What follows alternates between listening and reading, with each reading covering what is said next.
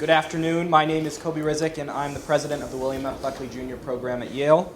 Before I introduce Mr. Lowry, I want to share a few quick notes about the program. First, for those of you who aren't aware, the Buckley program is an organization dedicated to promoting intellectual diversity and free speech on Yale's campus. We do so in a variety of ways, including hosting lectures, dinner seminars, firing line debates, and an annual conference. You can learn more about the Buckley program on our website, buckleyprogram.com. Also, please join us next Thursday, February 20th, for a firing line debate on the merits of merit-based immigration systems between Alex Naratza and David Azarad. Now on to Mr. Lowry. Rich Lowry is the editor of National Review. He writes frequently for Politico and often appears on public affairs programs such as Meet the Press and This Week with George Stephanopoulos. He is a regular panelist on the KCRW program Left, Right, and Center and is the author of Lincoln Unbound and Legacy, Paying the Price for the Clinton Years.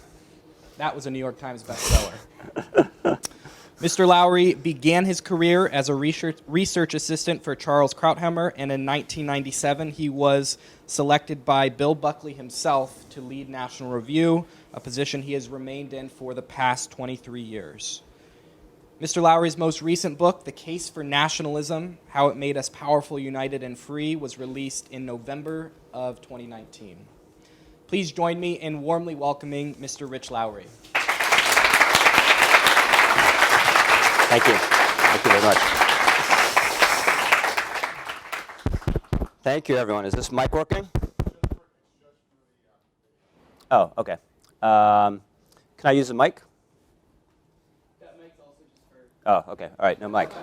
I guess the answer is no. All right, well, it's a pleasure to be here, and I assume at least we have a few Republicans in the room. And let me say, as a Republican who lives and works in New York City, I feel your pain living your isolated, endangered existence here in New Haven. Just to give you an idea what it's like as a Republican in New York, because I'm incorrigible, when the Republican primary swung around in 2016 and came to New York, I insisted on voting for Ted Cruz. And thank you. There's a Cruz, at least one Cruz fan here. And the New York Times has this amazing feature now where you can go after an election and you can look in this map precinct by precinct and see the absolute vote total in each precinct. So I was kind of curious about this in my precinct in downtown Manhattan. I looked, and sure enough, my wife and I accounted for 20% of the Cruz vote, right? So yeah, do the math. And then I looked in the precinct just south of us, and there was one Cruz voter. I was like, I know that guy. He goes to my church. So it goes. So I'm going to talk a little bit about nationalism, a topic that Donald Trump has brought to the fore of our national debate. To those of you who know National Review has had a bit of a complicated relationship with Donald Trump. Things are kind of patched up now. The first rapprochement was I came back a while ago after a holiday to the office, and I found this brown envelope from the White House on my chair, which I was kind of curious about. I opened it up, and it was a ripped-out copy of one of my columns from the New York Post. Now, I'm a real New Yorker. I consider the New York Post the nation's newspaper. And more importantly, the President of the United States considers it the nation's newspaper. So it was this column I'd written in the Post, and it was after the Virginia off-year gubernatorial election where the Republican candidate, a good guy named Ed Gillespie, did everything he could to run away from Donald Trump. It's like he knew he was going to be toxic. In the Virginia suburbs, like, I don't know him, I've never met him, stop asking me about him, I don't want to talk about him. And this was about as effective as you might expect, not at all. And Gillespie was crushed by suburban voters expressing their distaste for Donald Trump. So I wrote a column about this and how Trump is such an overwhelming cultural and political figure. There's no escaping him, even if you want to. And I thought I had a lot of incisive observations about our politics, not all of which were favorable to the president in this column. That made no impression on him. What caught his eye was the headline the Post editors had put on this column, which was, "There is only Trump." And the president had taken out his black Sharpie, had drawn a huge arrow around this headline, circle around the headline, then drew an arrow and wrote, "Rich. So true, Donald J. Trump." So that's how it's gone for me the last 3 years or so. And if you just forgive me a few practical political observations before I start in earnest. We're now through impeachment. I guess it's been 2 weeks or so now. And I think one of the reasons, conditions in the country are objectively quite good. But there's this poisonous froth atop these conditions in the form of our national politics. And a lot of it has to do with Trump, stirring the pot constantly. But a lot of it has to do with the other side just never accepted the fact that he won the 2016 election and thought through some magic means he would just poof and disappear. I remember I went on a morning show a couple years ago, and it was during a break, and I came on, and the panelists who had been on the entire hour, they're very agitated, they're very upset, they looked very worried, and I come on, and they're Rich, how long do you think this is going to last? I was like, what? How long is what going to last? How long is this going to last? It's like, what? The Trump presidency. I was like, I don't know, to 2021 or 2025. Like, they're 4-year terms for American presidents. But we've had this fantasy that there would be an electoral college coup, there would be a 25th Amendment would be invoked against him, or the craziest thing, that he'd up and resign one day, right? So we're taking a man who, what he cares about most in life is media attention. The American people, in their wisdom, gave him the single most important bully pulpit in the history of the planet, and the most important and powerful office on the planet, and the ability to walk outside of his house literally and hold forth for 45 minutes with a gaggle of reporters, with every cable news station stopping what they're doing and hanging on his every word, and then he gets to leave and walk onto a really nice helicopter with the Marines saluting him when he gets on and off. We think he's going to quit? Like, it's just this, I can't handle it anymore. And then you also might have noticed that, he's been under a lot of pressure and constant controversies. This is not a depressive personality. His one reason, there are others, unfortunately, but one reason he says so many things that are untrue, he has this kind of natural penchant for exaggeration, given having grown up in the New York tabloid world and the real estate world. I had a friend who had an advance guy for Trump, and he was doing an event in the 2016 campaign in Virginia, and Trump was back in the green room. He couldn't see the crowd. He cares a lot about crowd size, as we know. And this guy comes back, and Trump says, kid, how many people are here to see me? He says, sir, you will not believe it. There are 5,000 people out in this venue. I've never seen so many people in Roanoke, Virginia. They're packed to the rafters, and Trump says, really? 8,000 people? That's amazing. And then he gets on his phone. He's like, John, I'm down here in Roanoke, Virginia. 10,000 people are waiting to see. And so he can't help himself. And this is one of the reasons, I talked about the disconnect between this poisonous froth of our national politics and objectively good conditions. This is why there's another big disconnect, is people happy with the state of the economy and not so happy with Donald Trump. And if you look at the election coming, which is the way, if you're going to defeat him, that's actually how you're supposed to do it. The bad news for Republicans is that if Democrats just manage to nominate a sane, rational candidate fully in possession of his or her capacities, the Democrats can probably win.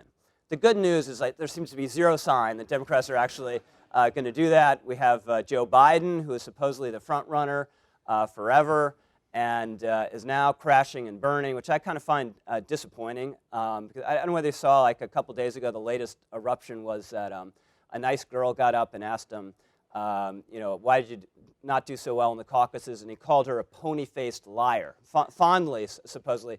But he would have punched someone on the rope line eventually, if he had been the nominee. So we're going to be denied that spectacle. He's been supplanted by Pete Buttigieg. Incredible accomplishment, what Pete's managed to do, nearly winning Iowa. Winning Iowa at least by one measure, nearly winning New Hampshire. But the question is whether he can broaden out his coalition and get non-white voters to vote for what is probably the whitest person in America, Pete Buttigieg. Everything he says is perfect. It's incredibly admirable. There's no or There's always like a rhetorical whip at the end of it. And he did this 2 weeks ago after the tragic Kobe Bryant helicopter crash. A wonderful statement about Kobe, and then a reporter's like, Mr. Mayor, have you ever been to an NBA game? It's like, no, I have not had the pleasure. He lives in Indiana, like the most basketball-soaked state in the Union. And it reminded me a little bit of Bill Buckley once someone asked him to go to a baseball game, and Bill also was not a man of the people necessarily, and he was like, no, I don't want to go to a baseball game. I've already seen one. And then you have the front runner, the real front runner now, Bernie Sanders, where in their wisdom it looks like Democrats could decide in a country with 3.5% unemployment, they are going to nominate for president a 78-year-old socialist who looks like an agitated old man trying to return his soup at a busy lunch counter. He's always like this, but he really could be the guy. So anyway, all that said, I came here not to be a pundit, but to talk about nationalism. So let me present to you 5 propositions about nationalism, which I think has an unearned bad name, and I hope at least after the end of my presentation you'll be willing to reconsider what might be your preconceptions about nationalism. So first of all, just a definitional matter. What is nationalism, and what's the difference between nationalism and patriotism? A lot of people think that patriotism is the word for everything that's good in national feeling, and nationalism is the word for everything bad. That is not a correct definition. If you want to be technical about it, patriotism comes from the Latin patre, same root as patriarchy, fathers, fatherland, loyalty to your own. That's what patriotism is. Nationalism is a more specific idea or doctrine that a distinct people set aside by a distinct culture, a distinct history, very often a common language, should govern a distinct territory. That's all that nationalism is. So let me offer a few further thoughts. So first point, nationalism, or at least national feeling, it's very old, it's very natural, it's very powerful. There are many examples of this throughout history. Let me give you just one. Let's discuss a little bit one of the great monsters of world history, Joan of Arc. Okay, so Joan of Arc as a 13-year-old girl, has a vision from an angel in her father's garden that she is going to liberate France. France at this time had been occupied for about 75 years by the English. English kings were obsessed with the idea at the time, not just of governing England, but governing France. They had originally come over from France, from Normandy, and they wanted their heir on the French throne. There was an enormous civil war in France over this. The Burgundians were allied with the English, and the population, I think by some estimates, had been reduced by half. And this is a France that Joan of Arc is born into, and she decides that she is going to change this. And through some miracle of human will, she actually convinces the French authorities to give her a chance to do this. And famously, she is with French troops at the siege of Orleans, and she is shooting messages over to the English saying, look, I'm just warning you guys, I'm Joan, I am here to clear you all, one and all, from France, and if you don't leave, I'm going to kill you. Just want to let you know. And of course, these hard-bitten English troops, they do not take this seriously. They yell back jeers and taunts. They call her a whore. And what she does at Orleans, when she's insulted this way, is what any teenage girl, normal teenage girl, would do. She cries tears of outrage and shame. And then she does what no teenage girl had ever done in world history prior to that point, or ever since. She rides a white horse into battle, leads the French troops, carrying a banner with Christ sitting in judgment, and liberates Orleans from the English. And then subsequently goes on to win victory after victory, and actually, against every single expectation, restores the French throne to the French heir. Now, eventually her luck runs out. She's betrayed. She's captured by the English. They put her through a show trial. They spent an inordinate amount of time focused on the fact that she had worn men's clothes. Like the whole trans trend probably would not have gone over well in 15th century England. But they find her guilty, which is the point of the whole exercise. They burn her at the stake. She proclaims the name of Christ during her ordeal, and then they spread her ashes in the Seine River. And she was 19 years old. And what was the point of that? It was to eliminate every memory of this incredible incident and what she had done. Instead, they did the opposite. They helped make her one of the most famous figures in all of world history, and she would never be forgotten in France because she'd become a symbol of the French nation, and people would feel an attachment to her because of that. When centuries later, France is occupied by a much more hideous and evil force, the Nazi Germans, the Free French forces, what symbols do they paint on their planes and on their ships? Well, it's the symbol of Joan. It's the cross of Lorraine. And when the leaders of those forces, Charles de Gaulle, himself a formidable force, symbol of France, dies, his hometown puts a 60-foot tall cross of Lorraine outside the village in his honor. That, in a nutshell, is nationalism. That is national feeling. So that's my first point. My second, in an American context, is nationalism is part of the mainstream of the American tradition. You don't get an American Revolution without nationalism. The basic proposition of the American Revolution, when you boil it down to it, is we are our own nation, we're our own people, and we're going to govern ourselves. And we're not going to be part of this empire run from an imperial center across the ocean. Thank you very much. You don't get victory in the Civil War without nationalism, which is the ultimate vindication of the American nation state. The American national tradition, the taproot of it is Alexander Hamilton, believes we need a strong military, believes we need a strong and capable national government, and believes we should become a great power like Britain. This tradition runs through Hamilton, it runs through Lincoln, it runs through TR. You see different versions of it in both FDR, and in Reagan, which goes to how nationalism is a plastic force.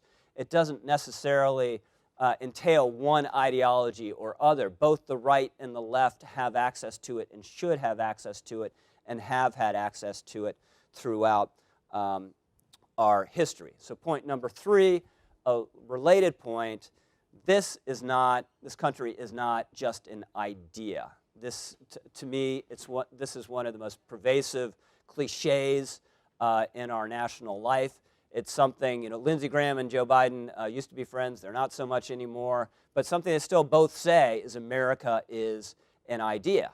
And it's not. It's more than that. Nations are thicker than that. People don't live in abstractions. If you ask any person in his or her right mind, where are you from? Even a philosophy professor here at Yale wouldn't say, well, I live in Locke's Second Treatise, Book 2, Chapter 6. That's not the way it works. And so in addition to having very important national ideals, we have a very important national culture that unites all of us. And just as a hypothetical, if a African-American tourist meets a European-American tourist on the steps of the Paris Opera House tonight, they instantly have more in common than anyone else around them. Importantly, they speak the same language, so they can understand one another. They probably dress largely the same, share kind of the same taste in cuisine, and have this enormous common stock of cultural knowledge and predilections and attitudes without even knowing it. So no matter where they're from in the country, no matter what their politics are, they are united by this Americanness. And to extend another tourist hypothetical, if in a Munich beer garden tonight, the Germans are standing around and they're looking at someone and they're saying, I think he's an American, they're not saying, oh, yeah, I can tell he believes in the Declaration of Independence. They're saying, no, this guy, he's loud, he's boisterous, he might be fat, he's an American. And these are just key cultural markers that make us who we are and create a sense of fellow feeling. So my fourth point, I'd like to elaborate on this, on the importance of culture. They're just cultural grooves in this country that go all the way back literally to the beginning and then run throughout our entire national history. I was surprised to learn when I got into the research of my book. Massachusetts Bay Colony, it's first populated beginning in about 1630, and the Puritans, when they came over, they had a charter from the king, and there is a technicality, a loophole in the charter where they're able to bring it with them to Massachusetts Bay, which they weren't supposed to do, but they did because they wanted this incredible document having to do with their self-government to be in their own possession. And very quickly, when they come over here to our shores, they worship their God in their own way. They govern themselves in their own way, in a way not to the liking of a lot of people in England, certainly not to the liking of the king and the people around the king. And in 1634, the King of England, people convince him, you need to go back and take the charter. These people are too independent. Go get it. And John Winthrop, the governor of Massachusetts Bay Colony, gets together with his folks and like, what are we going to do? What are we going to do if they try to do this? And the decision is made that if this attempt is made to recover the charter, they will resist by force of arms. They drill the militia. They consider arming the harbor.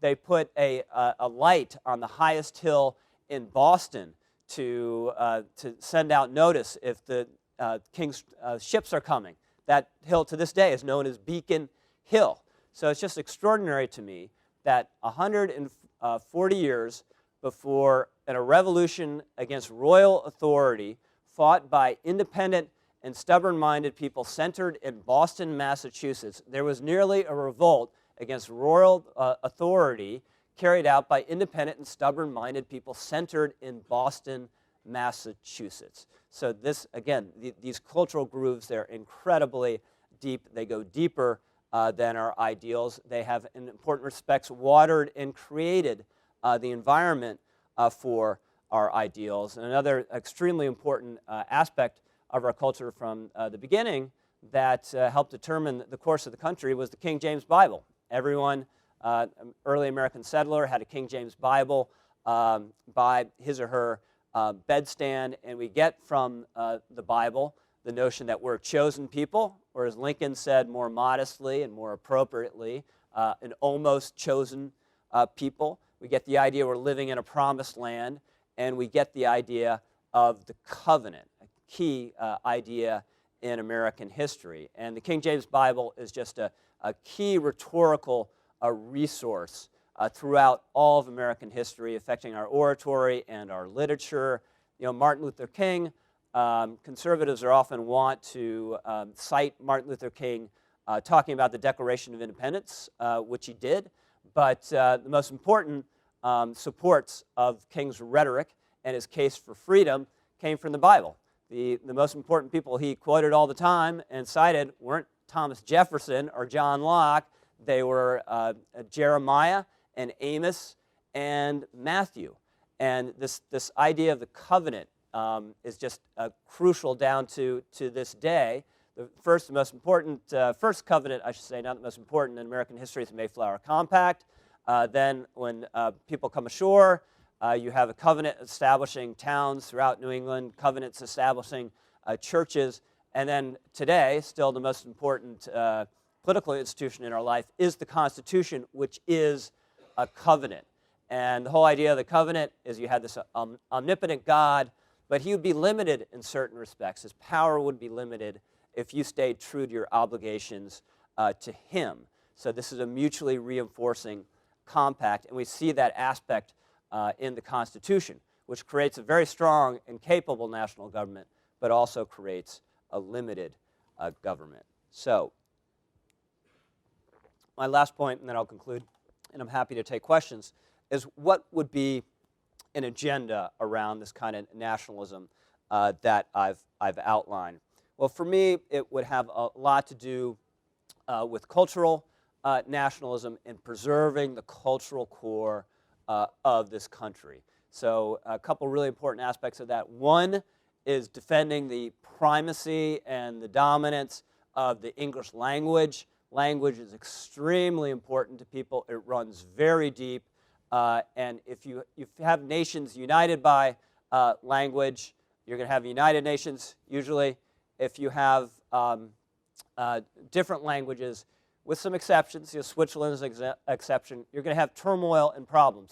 Nice, pleasant Canada, last 20 years ago or so, nearly torn apart by the fact that Quebec is a French-speaking province plopped down in the middle of an English-speaking country, and therefore has its own culture and own attachments. You look at Spain now, still riven by disputes over the status of Catalonia, where they largely speak their own language and have their own culture. So we want to maintain the cultural uniformity that comes with having a uniform and dominant language. We want to defend the founders and the heroes of this country who are under constant assault. There's an old church in Alexandria, Virginia, when after the hideous neo-Nazis protest in Charlottesville, this church, both Robert E. Lee and George Washington had worshipped there, so they had a plaque of Lee, they had a plaque of Washington, and they decided after these protests to take down the plaque of Lee. You know, defensible. You might not make that choice yourself, but entirely defensible. They also took down the plaque of George Washington. This is insane. It would not shock me that if 20 years from now there's no such thing as Jefferson Memorial anymore in Washington, D.C. It means honoring the civil rituals and the national symbols of this country, which, yes, that means extremely well-paid and famous athletes should stand the hell up during the national anthem. The flag is, like language, is another aspect of our nation that runs very deep. And it's not just a metaphor to say people have died for the flag. Men have literally died for the flag. In the Civil War, you had color sergeants who went into battle without holding arms, but holding the flag to rally their fellow troops, to inspire their fellow troops, to show them where to go during times of confusion. Abraham Lincoln gave the Gettysburg Address near a spot where 7 color sergeants had been shot down during the Battle of Gettysburg. Battle of Fredericksburg, there's a story, color sergeant, shot, wounded, hands the flag over to another color sergeant, shot, wounded, hands it over to another sergeant who takes it to a mortally wounded officer so he can wrap himself in it and breathe his last breath, shrouded in the American flag. The first African American in our country who won the Medal of Honor, his action was saving the American flag. So the American flag should be honored and never disrespected, even in a just cause. And then finally, we need to defend and teach our history and not lie about ourselves. We need to be honest about our national sins, which are many, but are not the entire story. So students and school children should not be told the story of America that's an unrelieved story of woe and oppression, but instead is the story of a free people making their glorious way in a blessed land. And just finally, and in conclusion, I'd like to share with you a quote I've come to adore that I think captures very elegantly what I mean when I talk about the importance of these attachments that go deeper than just our institutions and our ideals, although those are important too. It was given by a speech by a scholar named George Thornton Kirkland, who unfortunately, went on to be the president of Harvard. But everyone has their flaws. And he said this in 1798. We have learned to love our country because it is our country, because we are near it and in it and have an opportunity of being useful to it, because we breathe its air and share its bounties, because the sweat of our fathers' brows has subdued its soil, their blood watered its fields, and their revered dust sleeps in its bosom, because it embraces our fathers and mothers, our wives and children, our brothers and sisters, because here are our altars and here are our firesides, because patriotism is the combined energy of the social affections, and he who can tear it from his heart commits sacrilege upon his nature. Thank you very much.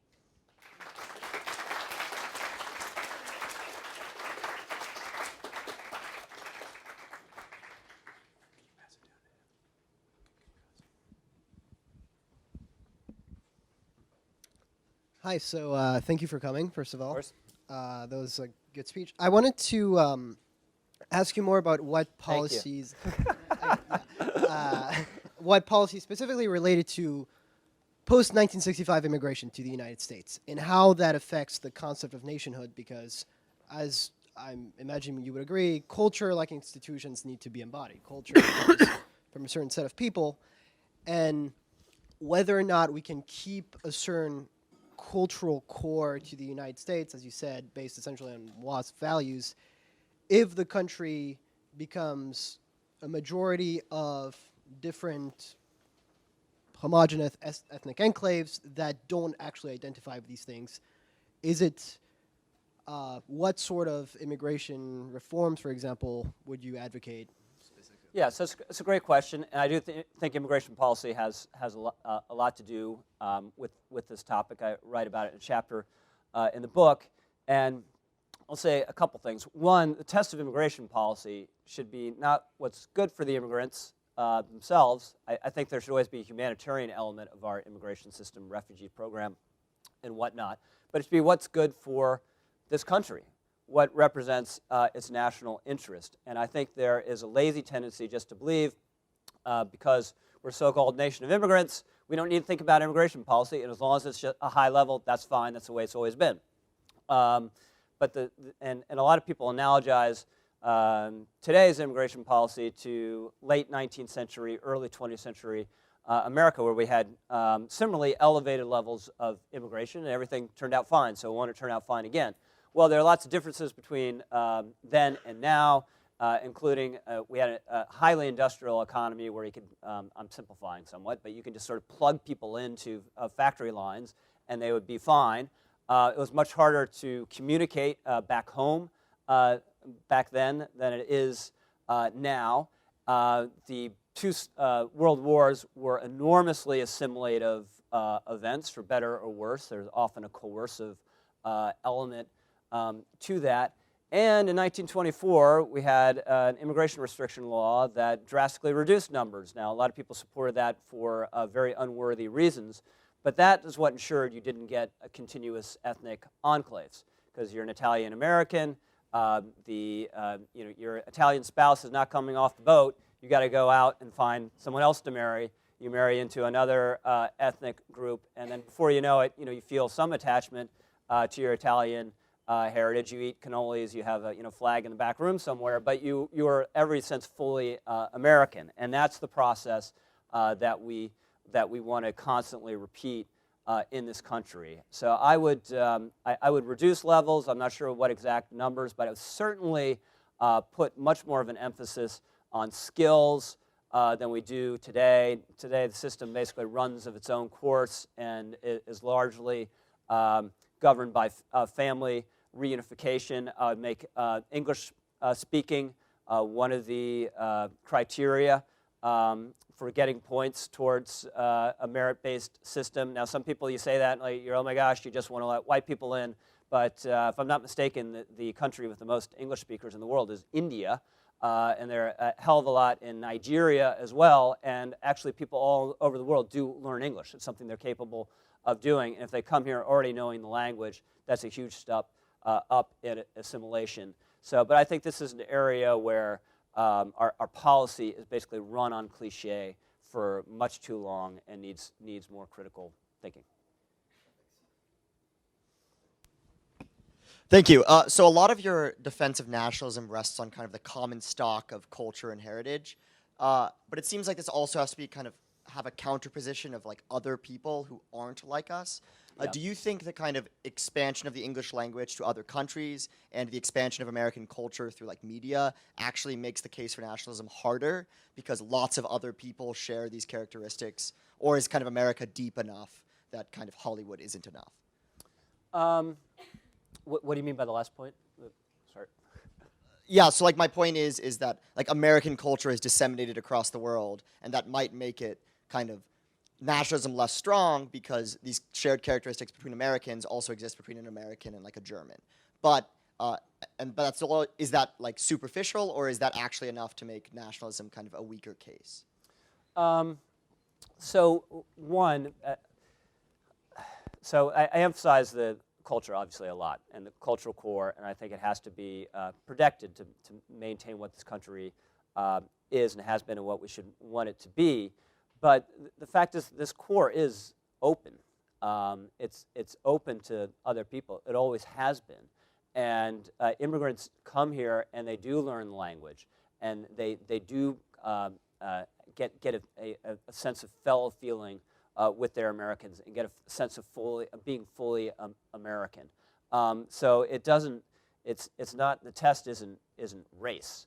And you can have people who've been here a very long time who are less American than a recent immigrant, because someone who's been here a very long time might have a very critical attitude about his own country and think it's fundamentally rotten at the core.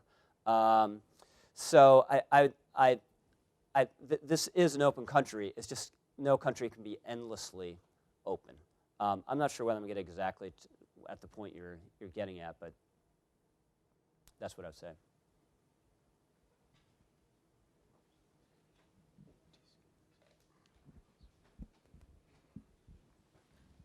Since I'm in the front row, I guess I won't stand.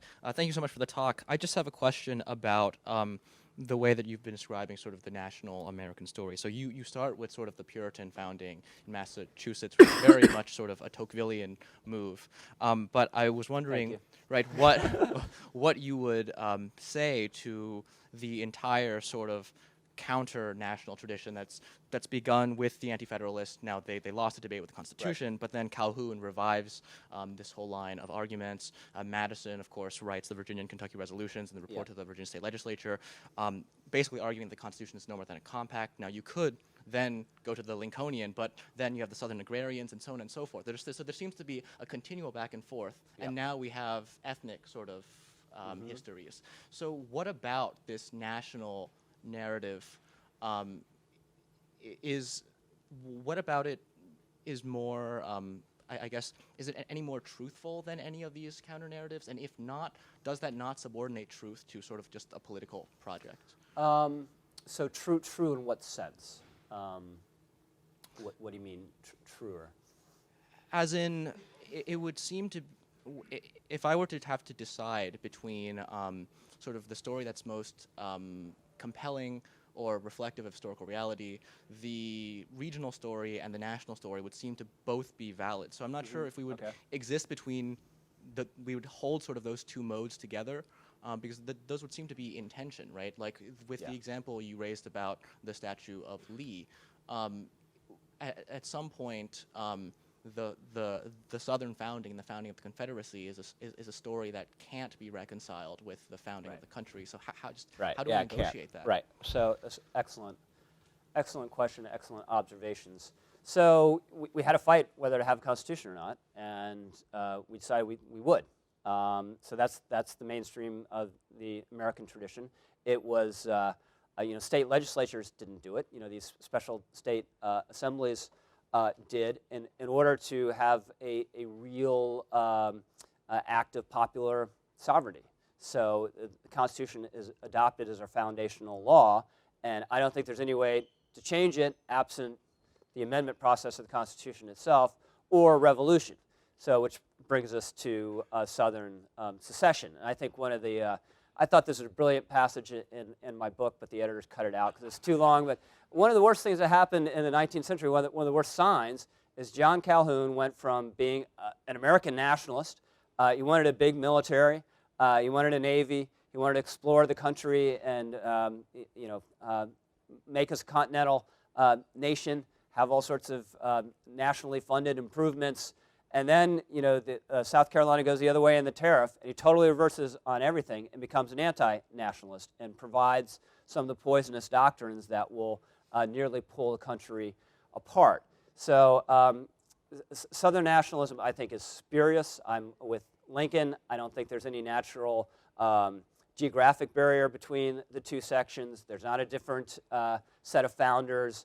There's not a separate set of institutions except for obviously one, which is slavery.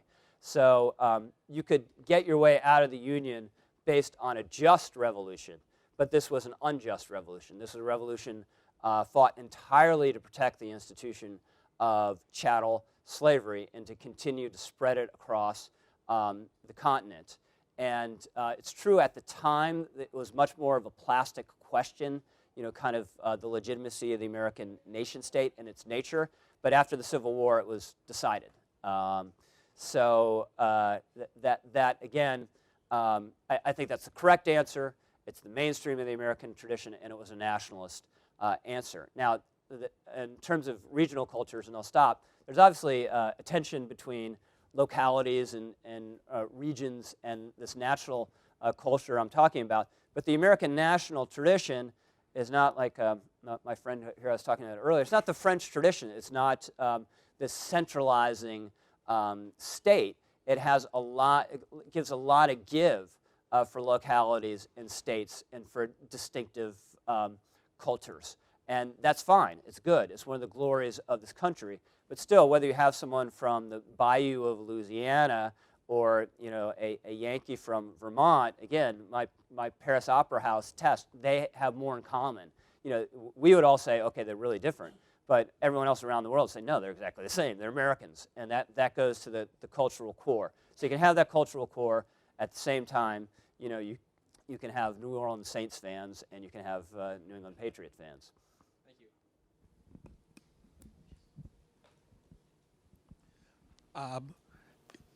you. You set this in history. You started with 15th century France. There's a book out, and I wish I could remember its title, but it's about Eastern Europe and the contention that nationalism in Eastern Europe is a comparatively modern phenomena. Is nationalism, in your view, universal, or does it occur in different places in different times? Were Sumerians nationalist? Yeah, I mean, this is a great question. I don't know. I'm not a scholar.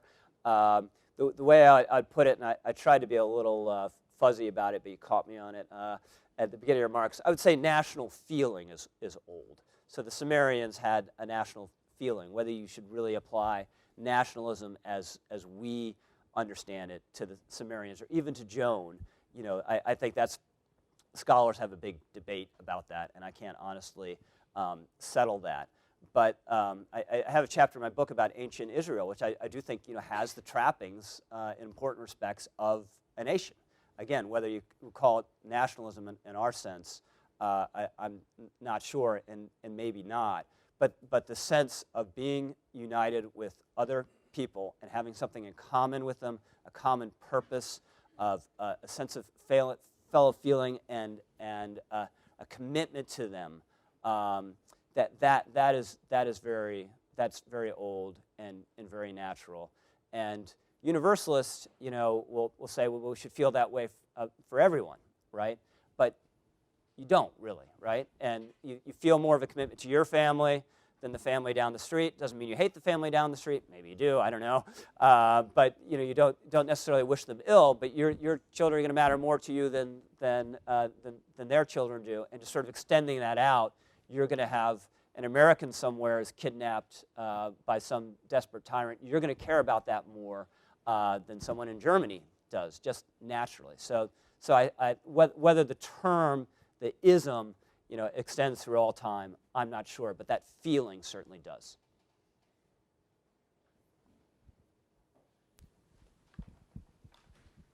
Thank you. It works? Oh, okay. Thank you. Thank you for your talk and for the funny anecdotes. I guess my first question is, can someone have multiple national identities? And how, if you could elaborate more on how the melting pot idea kind of contributes to nationalism in America and how that's changed national identity and how you think it'll change in the future. Yeah, so could someone have multiple national identities? I suppose in particular cases, yes, but most people don't and won't. And then the melting pot, I was trying to address this a little earlier. There is a core of the pot, right? But it changes, and this is one of the advantages of culture. It's organic. And an example I use, just very basic from my own experience. I grew up in Northern Virginia, and I remember as a kid, there was one Mexican restaurant within driving distance. And I remember once, for my birthday, I was like, let's go to the Mexican restaurant. It's crazy. There's this Mexican place we can go to. And now, of course, there's a Chipotle. It's like everywhere else in America, every 5 blocks. That is a function of changing patterns of migration and changing culture. And some of that is okay. It's just I wouldn't want the core to be overthrown.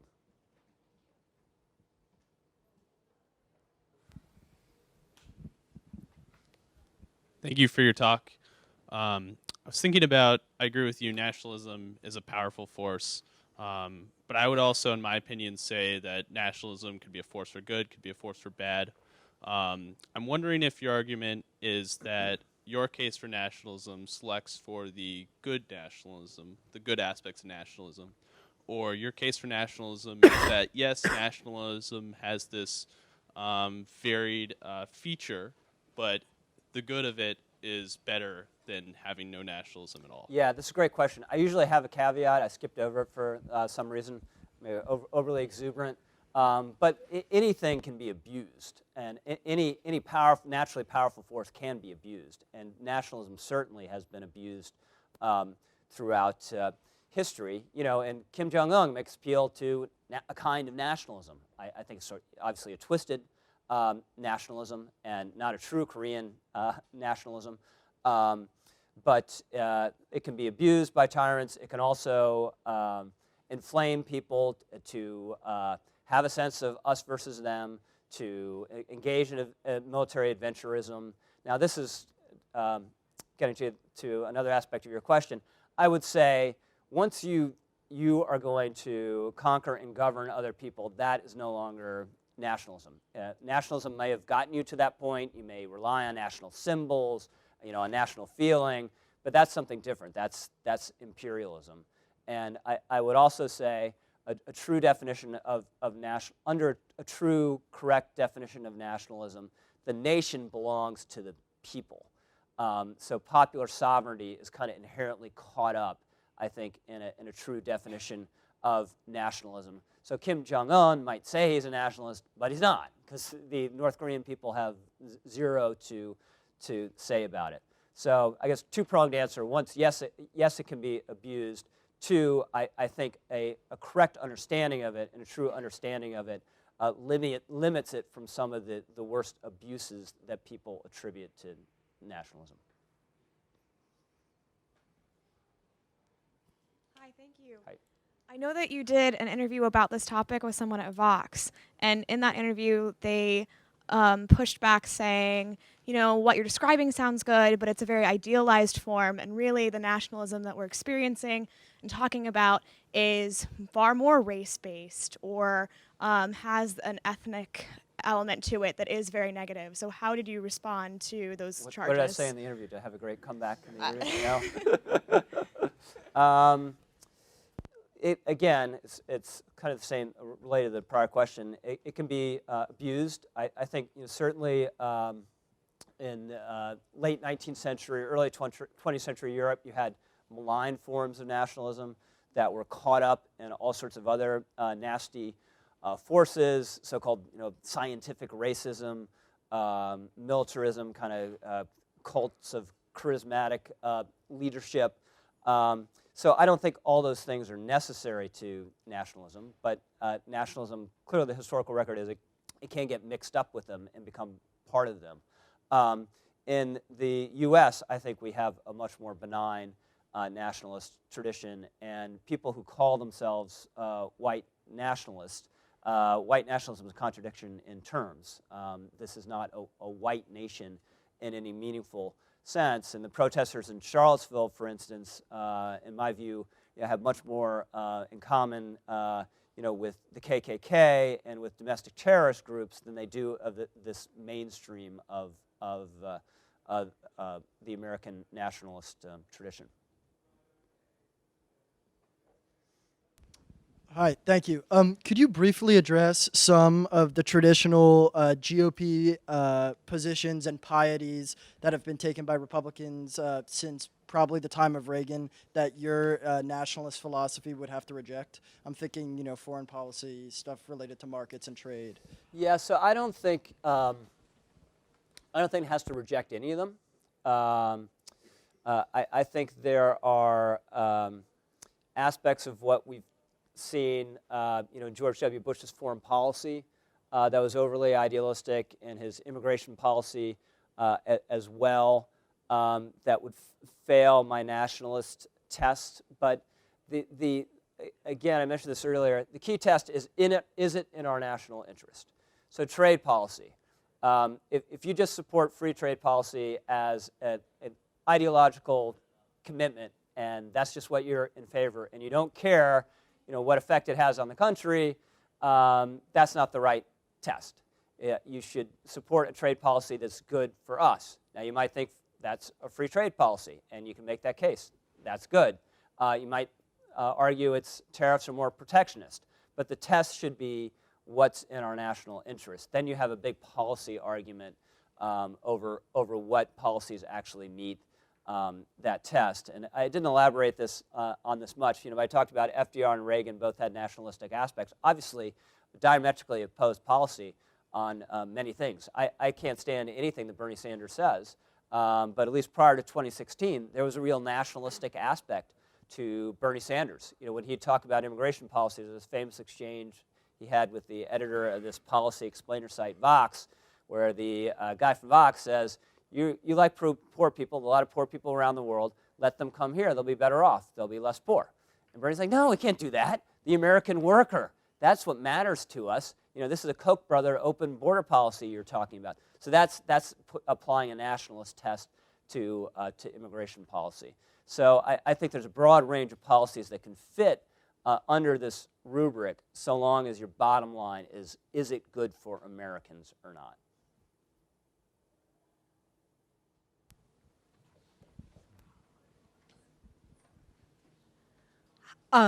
How would you respond to arguments about the cultural divide between the coasts and rural areas of America versus urban centers? For example, I'm from New York City. I grew up in a very liberal environment. My family doesn't watch sports, doesn't really participate in many things that you would kind of identify with the stereotypical American culture. But I feel very patriotic. I love America. I love this country. How would you what do you think? And the thing that I love about America is this kind of idea of it as a place of freedom and equality, and all of these ideals, right? How would you, what would you say links me to, culturally to someone, Me? I watch baseball all the time. I waste all my free time watching baseball. Well, again, we can communicate, right? We're just talking. I think even our politics, I assume, are different, but there are a vast number of common assumptions we have that if we sat down and enumerate them, they would go on and on and on and on. And we both want what's best for the country, and we might have a disagreement about what it is. And I assume we also both think, because you're in this room and have listened to me very politely and asked a thoughtful question, that we believe another aspect of our culture that unites us is kind of a deep civility and respect for others. So again, it goes to a point I've made repeatedly, is just these political divisions and ethnic divisions, they do not go as deep as what holds us in common. And even if folks on the left are never going to embrace the word nationalism, I've sort of given up on that, and the reaction to my book, if nothing else, that whatever you want to call it, but that sense of national cohesion and sense of unity is really important, because if you don't have it, then we're going to be totally torn apart, and we're going to ruin the country, and you're going to have, down the line, you're going to have another secession crisis. So it's important, I think, for everyone on the right, left, in between, to stop and think about all those things that unite us. I was going to ask, do you think nationalism is something that it's imposed from the top down by political leaders and policy agendas, or does it sort of sprout from the bottom up with communitarian initiatives, sort of localism, and that sort of thing? That's a great question. I think it's a little of both. In the 19th century, I forget the name of the great Italian nationalist leader who said this, but he said, we have a united Italy, now we need to make Italians. So there was a kind of a top-down aspect to it, in the education system, and a kind of literary elites kind of excavating native literature and stories, and in some cases kind of creating a national tradition where there wasn't one before. This happened in a lot of the Scandinavian countries. But on the other hand, it can't be totally manufactured, and the people need to be on board and feel it as well. So you need both. And I think something that's kind of unique in our situation is that centuries and centuries and centuries, yet the elites have all been nationalizing. They want their nation to be great and to be better and more united. We have, in certain respects, a denationalizing elite now in this country, which is a new phenomenon. The great late social scientist Samuel Huntington wrote about this and said this might be unprecedented in history, where you have an elite actually that's not concerned anymore with building up its sense of nationality and nationhood, and I think that's a really worrisome development. This better be a good question. You've been trying to ask the second question for a half an hour. Yeah, it's sort of shifted around. But I guess this is about, because I think that the ethnic question, though, is probably harder to evade than you've made it seem. Like, the American Constitution stated originally very clearly that this was a country for white Christians of good character. Something along those lines, that it seems that the American identity... The Constitution said that? Not the 1790 Immigration Act. It seemed that from the origin, the founders wanted to create a country for white people, and then this is no longer one, and that's probably really good. But it seems hard to try to have this sort of vast intentionality. Like, how do we... I guess, like, how do we adapt concepts of Americanness that meant whiteness in a lot of ways, and how do we universalize it in order for it to be something that can be open without losing all the content of it and it just being meaningless ultimately? Well, I mean, I think we've succeeded in this project throughout our history. And, at first as a country for British people, and then it widened out a little bit. Okay, we're going to have German people too. And then it's like, well, okay, we're going to have European people, and then no, we're actually going to have Jews too. We're going to have Asians, and finally we're going to have African Americans who have been part of the cultural nation from the very beginning. And the average African American family who's not a recent immigrant has a lineage going back in this country much further than any of the European Americans, because the fact is, compared to the Caribbean islands, not many slaves were imported here. And then there was no black immigration for racist reasons, and also because it was hard, who would come. So these are African Americans have a tradition going back generations upon generations. So it opened up, but the country is the core of it. I would say is still there. And I'm not saying this is what you're saying, but people who think it has to stay, a white country in order to be the same, it's lost. That's not happening. Even if that were a worthy goal, and I don't believe it is, that practically that ship sailed.